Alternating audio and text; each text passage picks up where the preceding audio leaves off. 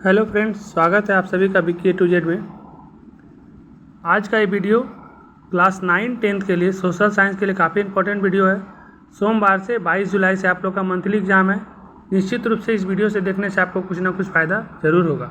तो अब देर नहीं करते हैं, इस वीडियो को स्टार्ट करते हैं। आप लोग ध्यान से देखिए और जो भी क्वेश्चन आपको लगे कि इसको हम पहले से नहीं जान रहे थे या लग रहा है कि आपको जल्दी से ही समझ में नहीं आ रहा, तो आप उसको नोटबुक में नोट कर लीजिएगा बस। और शुरू करते इस वीडियो को। पहला क्वेश्चन है कि मैकमोहन रेखा किन दो देशों की सीमा रेखा है। तो देखिए, मैकमोहन रेखा के बारे में जब बात करेगा ना, तो हम लोग का मन मोह लेता है चीन। ऐसे करके आप याद रखेंगे, भारत और चीन, मैकमोहन रेखा, सीमा रेखा, इन दोनों के बीच में। भारत और पाकिस्तान के बीच में हमेशा खतरा का निशान रहता है और भारत का पाकिस्तान के बीच में रेड क्लिफ रेखा। तो मैकमोहन रेखा, भारत और चीन। आंसर लगाएंगे इसका सी, 1 का आंसर लगाएंगे आप सी। दूसरा क्वेश्चन है, मैकालू पर्वत कहाँ स्थित है। तो मैकालू पर्वत जो है वो नेपाल में स्थित है। तो आप दूसरा का आंसर लगाएंगे सी, नेपाल। तीसरा क्वेश्चन है, शिव समुद्रम जलप्रपात किस नदी पर है। तो शिव समुद्रम जलप्रपात कृष्णा नदी पर है, सॉरी कावेरी नदी पर है। 3 का आंसर ए लगाएंगे, गलती से हम कृष्णा बोले, कावेरी नदी। शिव समुद्रम जलप्रपात कावेरी नदी पर है। चौथा क्वेश्चन है, निम्नलिखित में से किस देश की स्थलीय सीमा भारत को नहीं छूती है। देखिए, ऐसा क्वेश्चन जब भी आए कि भारत के साथ किसका सीमा छूती है नहीं छूती है, तो आप ऑप्शन में देखिए कि जब पूछ रहा है नहीं छूती है मतलब वो भारत से दूर है, तो जो इसमें से भारत से दूर होगी वही आंसर होगा। तो 4 का आंसर जैसा क्वेश्चन है उसके हिसाब से आप लगा लीजिएगा, अगला जब ऐसा क्वेश्चन आएगा। क्वेश्चन नंबर 5 है, बांग्लादेश की जमुना नदी निम्न में से किस नदी की मुख्य धारा है। तो बांग्लादेश की जो जमुना नदी है ना, ब्रह्मपुत्र की मुख्य धारा है। तो आंसर लगाएंगे 5 का बी। क्वेश्चन नंबर 6, भारत में दक्षिण पश्चिम मानसून का आगमन जून से होता है। भारत में दक्षिण पश्चिम मानसून का आगमन कब से होता है, जून से। तो 6 का आंसर हो जाएगा बी। क्वेश्चन नंबर 7, भारत में प्रथम राष्ट्रीय जनसंख्या नीति की घोषणा कब हुई। तो जनसंख्या नीति की बात हो रही है, तो 2000 में घोषणा हुई है। और पहला जनगणना पूछेगा तो 1872 लगाइएगा। नेपाल भारत के साथ कौन से राज्य सीमा साझा करती है। देखिए, नेपाल जो है भारत के साथ 5 राज्य साझा करती है। सबसे पहले तो नेपाल का सबसे नज़दीक बिहार, उसके बाद उत्तर प्रदेश, उसके बाद पश्चिम बंगाल, उत्तराखंड और सिक्किम, ये 5 राज्य है। तो 8 का आंसर लगा देंगे इनमें से सभी। क्वेश्चन नंबर 9, निम्नलिखित में से कौन सा देश विषुवत रेखा के सबसे करीब है। तो विषुवत रेखा से जो सबसे करीब रहेगा वो ऑप्शन के हिसाब से इस आंसर को आप सेलेक्ट कीजिएगा कि जिस तरह का देश दिया रहेगा तो जो सबसे करीब रहेगा उसको आंसर आप लगाएंगे। ऐसा क्वेश्चन आएगा तो आप क्वेश्चन के हिसाब से आंसर लगाएंगे। क्वेश्चन नंबर 10 है कि नर्मदा नदी का उद्गम कहाँ से होता है। आज ही हम क्लास में बताए थे कि नर्मदा नदी का जो उद्गम स्थान है वो अमरकंटक से है। तो 10 का आंसर आप लगाएंगे सी। 10 का आंसर आप क्या लगाएंगे, 10 का आंसर आप लगाएंगे सी, अमरकंटक। क्वेश्चन नंबर 11 है, भारत में पहली बार जनगणना कब की गई। तो वही क्वेश्चन जो पिछले बताए थे हमको, जनसंख्या नीति 2000 में, और पहली जनगणना भारत में की गई था 1872 में। 11 का आंसर आप लगाएंगे ए। क्वेश्चन नंबर 12, जनसंख्या परिवर्तन का निम्न में से क्या कारण। जनसंख्या परिवर्तन का जो निम्न कारण है वो जन्म दर भी है, मृत्यु दर भी है, प्रवास भी है। सब कुछ भी होगा तो जनसंख्या परिवर्तन होगा। तो 12 का आंसर भी आप लगाएंगे डी, इनमें से सभी। क्वेश्चन नंबर 13, निम्नलिखित में से किस राज्य से होकर कर्क रेखा गुजरती है। कर्क रेखा 8 राज्य से गुजरती है, भारत के 8 राज्य। मित्र पे गमछा हजार, मित्र मतलब मिजोरम, त्रिपुरा, पश्चिम बंगाल, राजस्थान, गुजरात, मध्य प्रदेश, छत्तीसगढ़ और झारखंड, कुल 8 राज्य से। इस ऑप्शन के हिसाब से आंसर सी होगा, त्रिपुरा।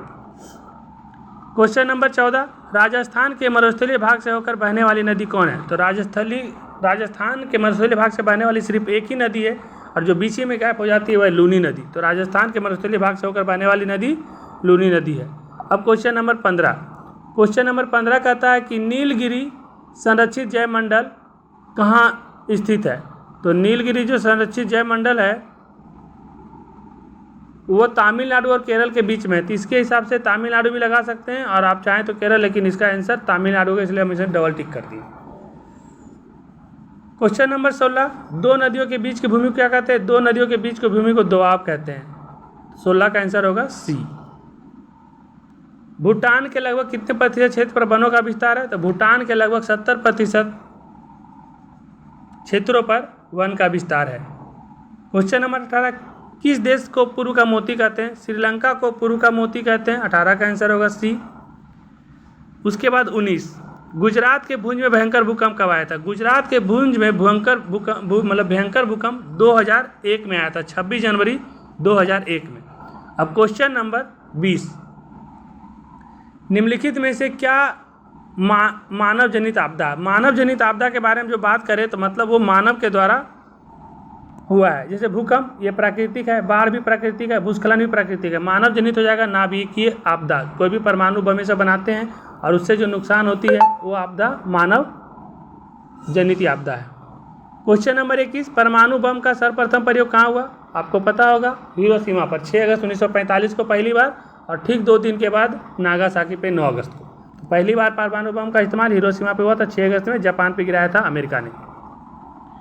क्वेश्चन नंबर 22, भारत का पहला परमाणु ऊर्जा केंद्र कहाँ स्थापित किया गया? भारत का पहला परमाणु ऊर्जा केंद्र तारापुर महाराष्ट्र में 1969 में।